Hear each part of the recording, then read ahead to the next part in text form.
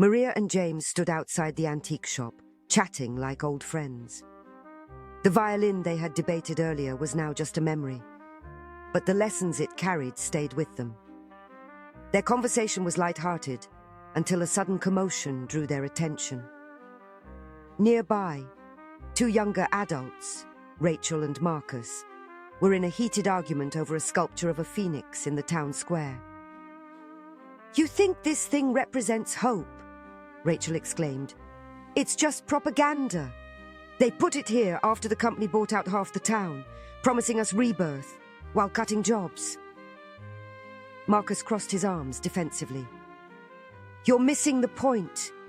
It's not about what the company did. It symbolizes resilience, getting back up after being burned. We need reminders like this, especially after everything we've been through." Rachel rolled her eyes. "It's just another lie to distract us. You're buying into their narrative." Marcus glared. "Or maybe you're too bitter to see the good in anything anymore." Maria and James exchanged glances. The scene was all too familiar. James stepped forward.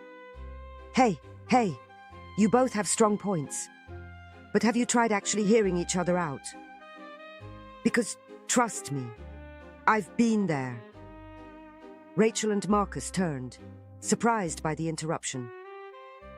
"Hearing each other out?" Rachel echoed skeptically. Maria stepped in beside James. "We had a similar disagreement not long ago. I saw art. He saw craftsmanship. But neither of us was wrong. We just saw it differently because of where we came from." James nodded. "It wasn't until we listened to each other that we realized both views had value." Marcus hesitated. "So, you're saying it's not about who's right or wrong?" "Exactly," Maria said gently. "It's about understanding that your experiences shape how you see the world. And maybe if you both listen, you'll find common ground." The two debaters paused, each considering the other. Finally, Rachel spoke. "Okay, I guess it could represent resilience.